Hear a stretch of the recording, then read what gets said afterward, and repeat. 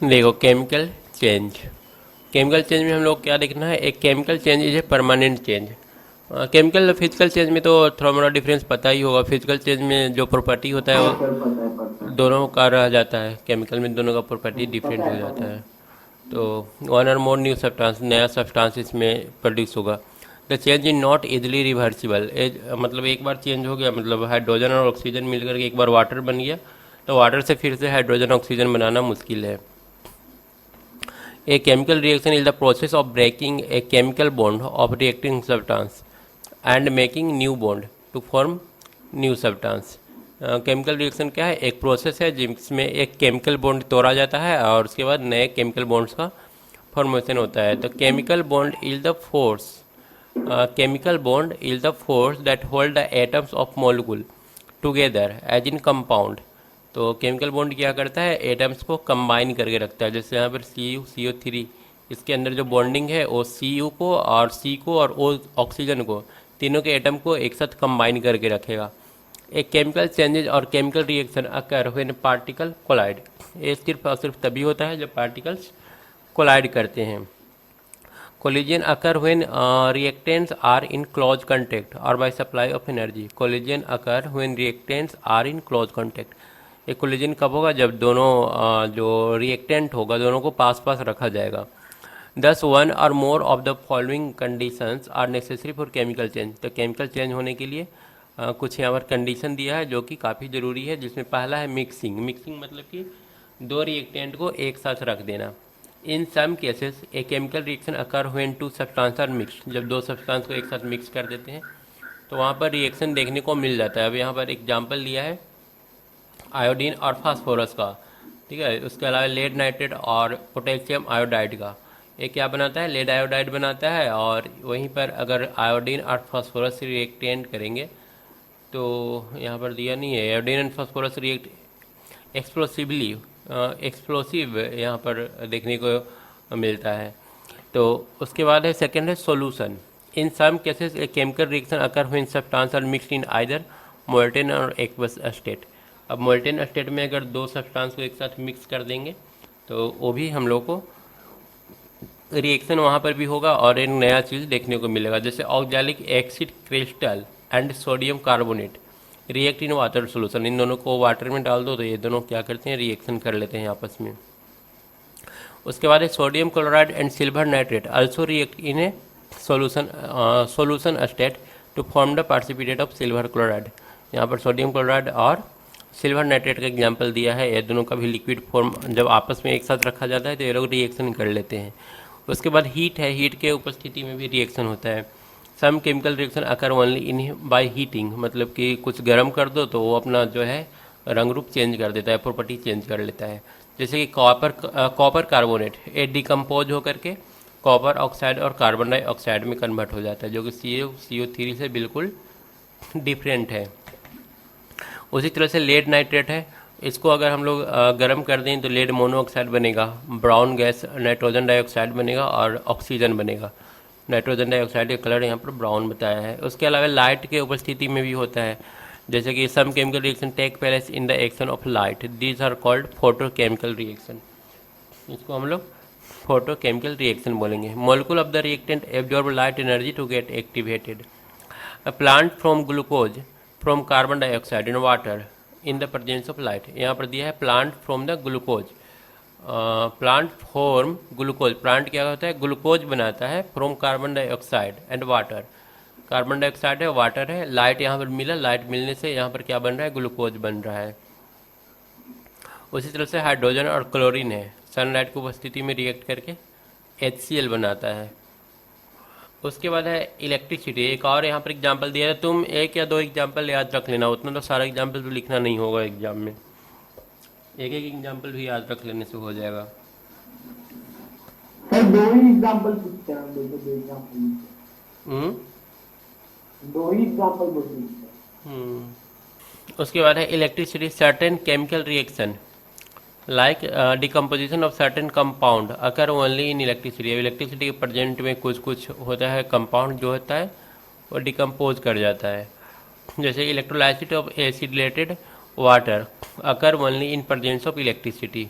जैसे वाटर है, वाटर को अगर इलेक्ट्रिसिटी की उपस्थिति में रखा जाए तो हाइड्रोजन और ऑक्सीजन में कन्वर्ट हो जाता है, NaCl सोडियम और क्लोरीन में कन्वर्ट हो जाता है। इसके अलावा प्रेशर है, प्रेशर भी अगर ज़्यादा रहेगा तो केमिकल रिएक्शन देखने को मिलेगा। जैसे कि यहाँ पर एग्जांपल क्या दिया है, यहाँ पर दिया है mercury chloride and potassium iodide when rubbed in mortar they give a scarlet coloured substance called mercuric iodide. यहाँ पर मर्क्यूरिक आयोडाइड का फॉर्मेशन होता है। उसी तरह से नाइट्रोजन और हाइड्रोजन 200 ATM प्रेशर पर अगर इसको रख देंगे तो अमोनिया का फॉर्मेशन होगा। उसके बाद एक तो कैटलिस्ट है, कैटलिस्ट जो रिएक्शन को तेज कर देता है। Some chemical reaction need catalyst to accelerate the or decelerate the rate, मतलब या तो तेज कर देगा या फिर स्पीड को कम कर देगा। अब यहाँ पर certain chemical reaction proceed by absorption of sound energy, ये तो कुछ दिया है, साउंड एनर्जी की उपस्थिति में भी ये रिएक्शन हो रहा है। खैर कैटलिस्ट वाला हम लोग एग्जांपल देखते हैं। कैटलिस्ट वाला में दिया है potassium chlorate decompose only at 700 degree centigrade and even the rate of release of oxygen। अब यहाँ पर पोटेशियम क्लोरेट है, तो फिगर साफ बिल्कुल आया नहीं है। उसके बाद है ammonia react with oxygen to provide nitric oxide. Ammonia oxygen के साथ रिएक्शन करके नाइट्रिक ऑक्साइड बनाता है, लेकिन इसके लिए प्लेटिनम का होना जरूरी है। प्लेटिनम जो है हमारा वो कैटलिस्ट का काम कर रहा है। यहाँ पर MnO2 जो है वो कैटलिस्ट का काम कर रहा है। उसके बाद है पॉजिटिव कैटलिस्ट, दो टाइप का होता है, एक पॉजिटिव कैटलिस्ट और दूसरा निगेटिव कैटलिस्ट। पॉजिटिव कैटलिस्ट क्या करेगा, रिएक्शन को एक्सेलरेट करेगा। जैसे यहाँ पर H2O2 जो है इसका डिकम्पोजिशन रेट जो है वो बढ़ा दे रहा है। और दूसरा है negative catalyst, a catalyst employed to retard the reaction, ये रिएक्शन के स्पीड को कम कर देगा। जैसे phosphoric acid retard the rate of decomposition of hydrogen peroxide, hydrogen peroxide के रेट का रिएक्शन जो है वो घटा देगा कौन, phosphoric acid. The rate of oxidation of chloroform decreases in the presence of alcohol, उसी तरह से क्लोरोफॉर्म का जो रेट ऑफ ऑक्सीडेशन है वो घट जाता है। तो इस तरह से दो टाइप का कैटलिस्ट हो गया। तो टोटल मिलाकर के 7 चीज़ याद रखना है, मतलब इसको होने के लिए, रिएक्शन होने के लिए 7 चीज़ ज़रूरी है। उसके बाद अगला क्या है, कैरेक्टरिस्टिक ऑफ केमिकल रिएक्शन। अब केमिकल रिएक्शन का कैरेक्टरिस्टिक क्या होता है, तो पहला कैरेक्टरिस्टिक है evolution of gas. In many chemical reaction one of the product is gas. ज़्यादातर जो केमिकल रिएक्शन होता है वहाँ पर एक गैस का फॉर्मेशन होगा। जैसे जिंक और H2SO4 को किया है तो यहाँ पर हाइड्रोजन गैस बन रहा है। CaCO3 को HCl के साथ रिएक्शन करवाया है तो यहाँ पर CO2 गैस बन रहा है। उसके बाद चेंज ऑफ कलर, रिएक्शन होता है तो जनरली कलर जो होता है वो चेंज कर जाता है। ठीक है, यहाँ पर देखो आयरन ब्लू था, ये ब्लू सोल्यूशन था, यहाँ पर जो फॉर्मेशन हो रहा है FeSO4 का एक ग्रीन हो रहा है, और इसका देखो रेड डिपॉजिट कॉपर का मिल रहा है। उसी तरह से सल्फ्यूरिक एसिड को अगर हम लोग ऐड कर देंगे H2SO सल्फ्यूरिक कॉपर के साथ, तो कॉपर का रंग तो ब्राउन होता है। अब ये जो कॉपर है वो कन्वर्ट हो जाएगा कॉपर सल्फेट में, जिसका कलर क्या हो जाएगा, ब्लू हो जाएगा। तो इस तरह से हम लोग देख रहे हैं कि केमिकल रिएक्शन हो रहा है तो कलर भी चेंज हो रहा है। पहला हम लोग देखें गैस निकलता है और दूसरा देखें कलर चेंज होता है। तीसरा क्या है, फॉर्मेशन ऑफ पर्सिपिटेट। यहाँ पर पर्सिपिटेट का फॉर्मेशन भी होता है।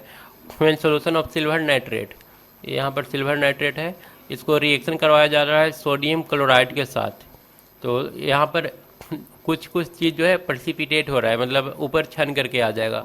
सिल्वर क्लोराइड प्रोसिपिटेट हो रहा है, यहाँ पर वाइट PPT बन रहा है सिल्वर क्लोराइड का।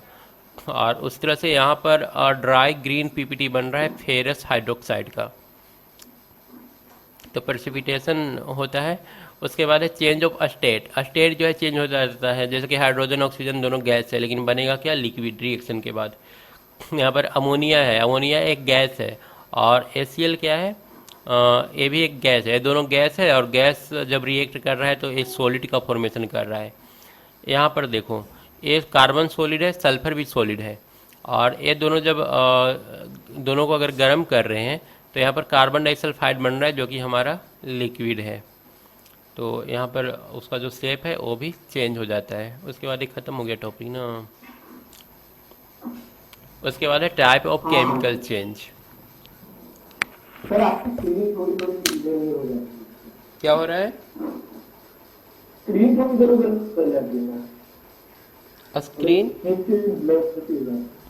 अब देखो टाइप ऑफ केमिकल चेंज, अभी तक तो सिंपल है, ज़्यादा कुछ नया मिला नहीं है। रिएक्शन वही है कि तुम याद कैसे करोगे, वो थोड़ा सा टफ होगा। उसके बाद है types of chemical change, direct combination, decomposition, displacement. Type of reaction, chemical reaction कितने टाइप का है वो बताया है यहाँ पर। तो सबसे पहले है डायरेक्ट कम्बिनेशन और सिंथेसिस रिएक्शन। इसमें क्या होगा, दो और मोर सब्सटेंस एक साथ कंबाइंड करेंगे और कंबाइंड करके एक नया सब्सटेंस का फॉर्मेशन करेगा। जैसे ए और बी कंबाइन होकर के ए बी बनाया। यहाँ पर देख रहे हो कार्बन और ऑक्सीजन मिलकर क्या बना रहा है, CO2 बना रहा है। यहाँ पर आयरन है और सल्फेट है, दोनों मिलकर के FeS बना रहा है। An element and a compound combine to give a new compound है, ठीक है। सेकेंड वाला है an element and a compound. यहाँ पर एक एलिमेंट है एक कंपाउंड है, दोनों मिलकर के एक नया कंपाउंड का फॉर्मेशन कर रहा है। यहाँ पर सल्फर डाइऑक्साइड है, वो ऑक्सीजन के साथ कंबाइंड किया और सल्फर ट्राई ऑक्साइड बना रहा है। तो एक कंपाउंड और एक एलिमेंट रहा तो वो भी रिएक्शन करके नया चीज़ बनाएगा। उसके बाद है तो ये सारा कम्बिनेशन रिएक्शन था, देख रहे हो ना, ये सारा कंबाइन हो रहा है, दो और more compound combine to form. तो यहाँ पर कम्बिनेशन रिएक्शन में तीन चीज़ बताया है। पहला एक तो लिया है तुम्हारा कंपाउंड, एलिमेंट और एलिमेंट लिया है। फर्स्ट एलिमेंट लिया, उसका एग्जाम्पल दिया। सेकेंड एलिमेंट और कंपाउंड लिया और थर्ड में कंपाउंड लिया और सबको ऐड करके फाइनली एक सब्सटेंस बन रहा है। उसके बाद सेकेंड हम लोग को पढ़ना है when calcium oxide combined with water vigorous take place with the liberation of large amount of heat। यहाँ पर भी कुछ और एग्जाम्पल दिया हुआ है, एग्जाम्पल 1 और एग्जाम्पल 2, ये दोनों कंपाउंड का ही रिएक्शन एग्जाम्पल है। यहाँ भी दो कंपाउंड कैल्शियम ऑक्साइड और H2O कंबाइन कर रहे हैं और कैल्शियम हाइड्रोक्साइड बना रहा है। और एक और तीसरा रिएक्शन भी दिया है जहाँ पर कार्बन डाइऑक्साइड और H2O कंबाइन करके C6H12O6 बना रहा है। उसके बाद कुछ और एक्सपेरिमेंट यहाँ पर लिया है। PbS को ऑक्सीजन के साथ कंबाइन करवाया है, मैग्नीशियम को ऑक्सीजन के साथ कंबाइन करा के MgO बनाया है।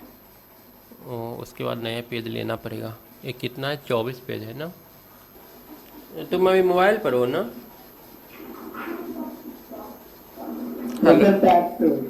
क्या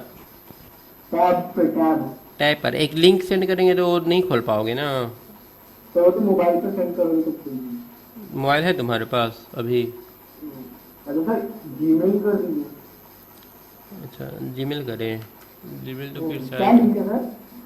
वो नहीं, वो वेबसाइट वाला है, वो देखना है खुल रहा है कि नहीं खुल रहा है, वो बता। जीमेल कर दीजिए। मेल करना होगा, मेल करने में दिक्कत है। सर डाल दो, क्या आ रहा है? डाल दो सर अपना सब कुछ। नहीं समझे। खुल रहा है, ओपन हो रहा है। हाँ ऊपर हो रहा है। स्क्रीनशॉट सेंड करो तो आ रहा है, वेबसाइट ही आ रहा है। सर वेबसाइट आ रहा है जैसा पहले आ रहा था वैसे ही आ रहा है। ओ मेरे वाला में नहीं खुल रहा है, पता है, मेरा कंप्यूटर से भी नहीं खुल रहा है, मोबाइल से भी नहीं खुल रहा है। और डेवलपर बेचारा परेशान है, उसको हम बार बार हमको बोल रहा है, हमारे खुल ही नहीं रहा है। सर मैं तो अभी मतलब कर रहा हूँ, देखता हूँ कंप्लीटली होगा। नहीं खुल गया तो इसका मतलब मेरे पास कुछ प्रॉब्लम है, यहाँ पर कुछ प्रॉब्लम है। सर एक मिनट। नहीं सर नहीं खुल रहा, नहीं खुल रहा। नहीं खुल रहा है ना? ना ना ना वही लिख रहा है ना, this site can't be reached. नहीं हो रहा, वही कांट भी। और ये एक बार रीच हो जाए तो फिर जीमेल गलत दिखा रहा है। जीमेल मतलब आईडी ईमेल है इस तरह सर, आईडी गलत दिखा रहा है सही डालने के बाद भी। नहीं तो पहले वाला तो वही हो रहा है। मतलब वेबसाइट खुल रहा है। तुम स्क्रीनशॉट सेंड करो तो स्क्रीनशॉट ले पाओगे? नहीं हो रहा सर, चालू नहीं हो रहा। नहीं हो रहा है ना। हाँ वो बता रहे हैं, और ईमेल आईडी और पासवर्ड भी रॉन्ग है, ठीक है। ईमेल आईडी पासवर्ड बता रहा है। हाँ रॉन्ग बता रहा है। तुम एक बार शेयर कर पाओगे क्या स्क्रीन? नहीं सर, मैं तो भी बंद कर दिया सब कुछ, वापस से खोलूंगा।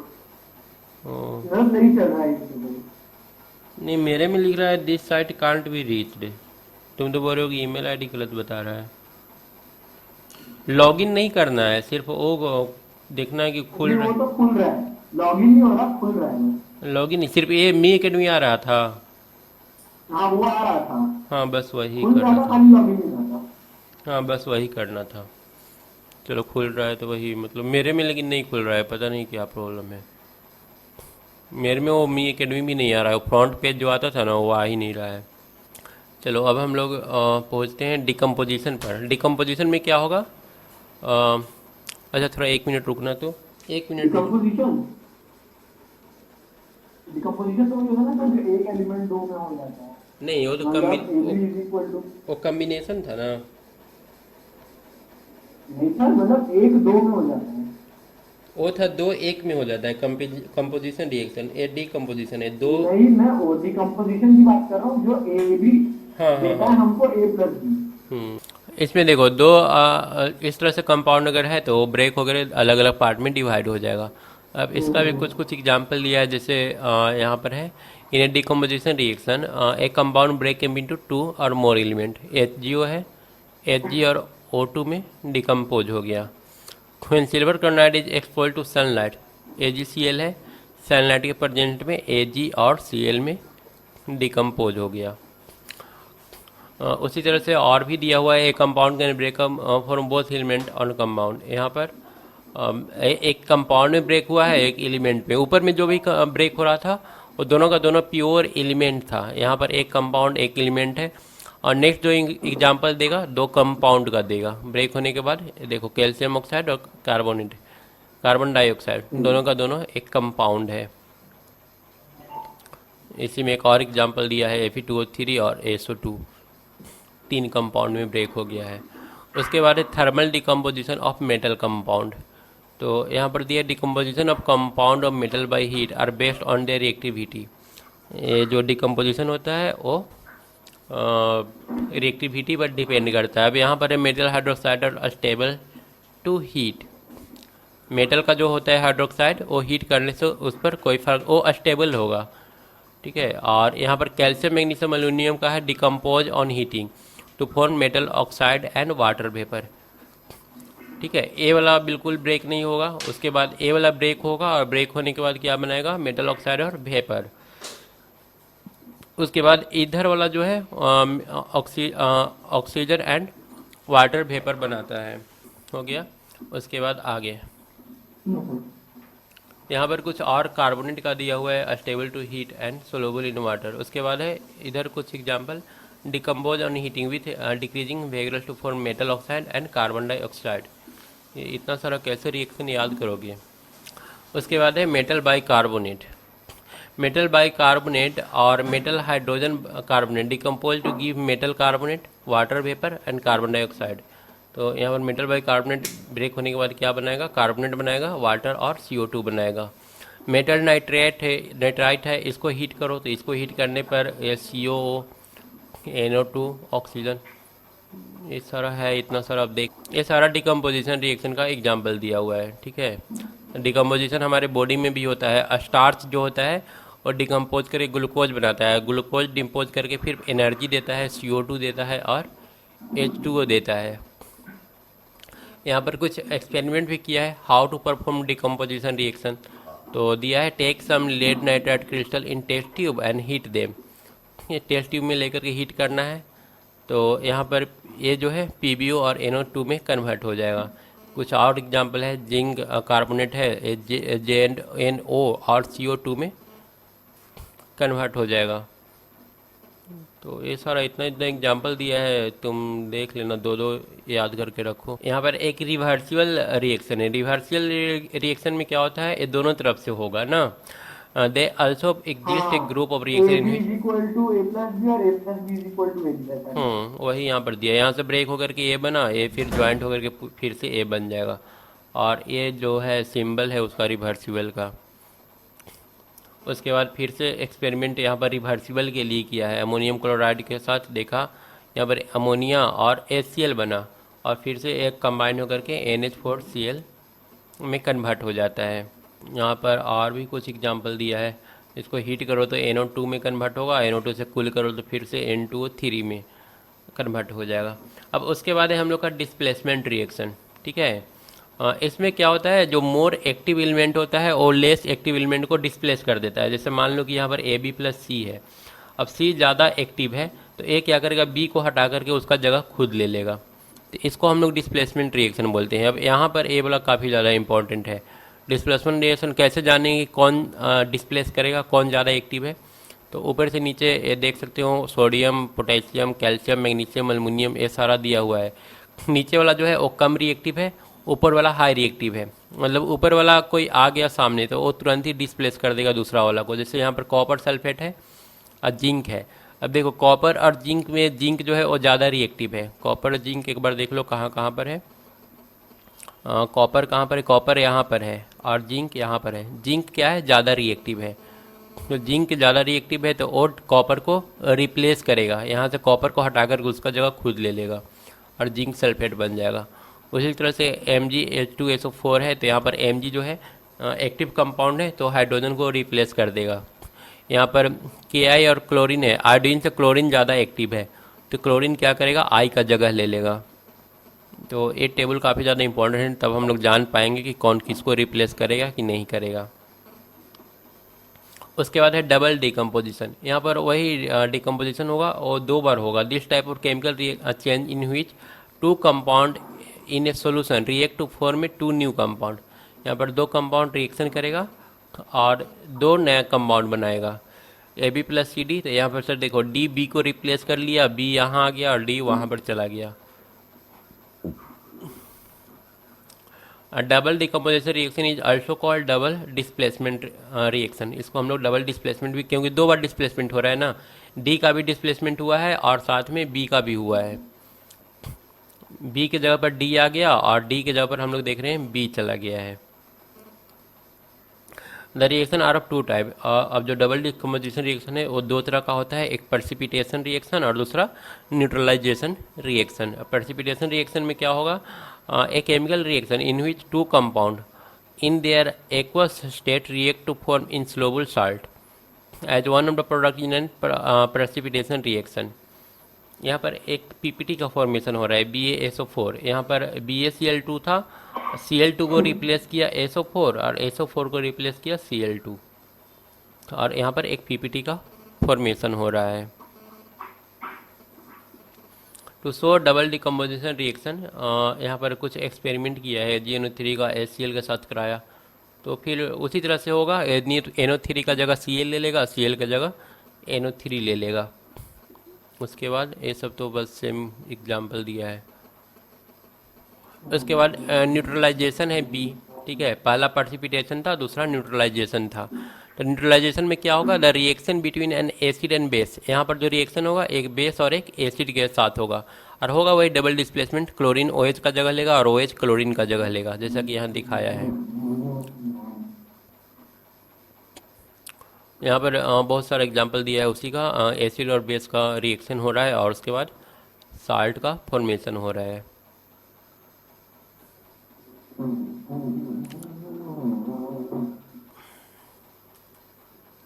अब यहाँ पर देखो कुछ बेनिफिट्स दिया हुआ है।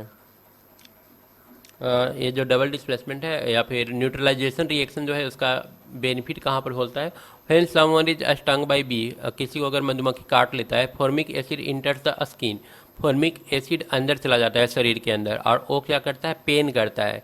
Which can be relieve bye rubbing A spot with slaked lime, और बेकिंग सोडा वहाँ पर लग रहा हो तो तुरंत राहत मिलेगा। क्यों, क्योंकि बेकिंग सोडा रिएक्शन करता है फॉर्मिक एसिड के साथ और ए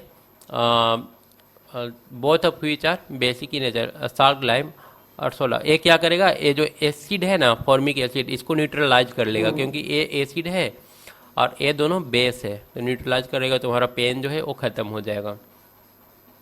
और भी एग्जाम्पल है, और stomach gland secrete HCl। HCl हमारे पेट में बहुत ज़्यादा बनता है, ठीक है। तो इसको ख़त्म करने के लिए मिल्क ऑफ मैग्नीशिया हम लोग यूज करते हैं, या फिर सोडियम हाइड्रोजन कार्बोनेट यूज करते हैं। ये क्या करता है, एसिड को न्यूट्रलाइज कर लेता है और हम लोग को राहत मिलता है तुरंत से। या फिर हम लोग उसी की जगह पर इनो लेते हैं ना। उसके बाद है acid that is accidentally spoiled on our cloth. अगर मान लो कोई एसिड हमारे कपड़े पर गिर जाता है तो इसको हम लोग क्या करते हैं, अमोनिया सॉल्यूशन वहाँ पर दे देते हैं, तो वो जो है एसिड का इफेक्ट ख़त्म हो जाता है। If the soil is somewhat acidic, अगर मिट्टी एसिडिक हो गया है तो उसके लिए हम लोग क्या करते हैं, स्लैक्ट लाइम यूज करते हैं। क्या स्लैक्ट लाइम डालने से निकल ही रहा है। ये फिर से क्या होगा, न्यूट्रलाइज कर देगा उसको। ठीक है। इसका एक्सरसाइज का तुम्हारे पास है आंसर, कि सब करवाना होगा, हाँ सर, सबका है, सबका है, सबका है ना। तो इतना करके रखो, उसके बाद अगला दिन इसको हम लोग आगे देखेंगे। अगला दिन तो ये शायद ख़त्म हो जाएगा, कल थोड़ा ये कर लेंगे, थोड़ा सा ही तो बचा है। हाँ, ये कंप्लीट करके पूरा मैथ कर दूँ। हाँ, कल ये करके ट्रिग्नोमेट्री कर लेंगे। अब देखो इसमें तो बहुत सारा रिएक्शन है, अब तुम कम ध्यान दोगे, ये देखो क्या करोगे, क्योंकि ज़्यादा टाइम भी वेस्ट करना ठीक नहीं है, याद तो रहता नहीं है केमिकल रिएक्शन। एग्जाम से एक ही दिन पहले जो होता है यार।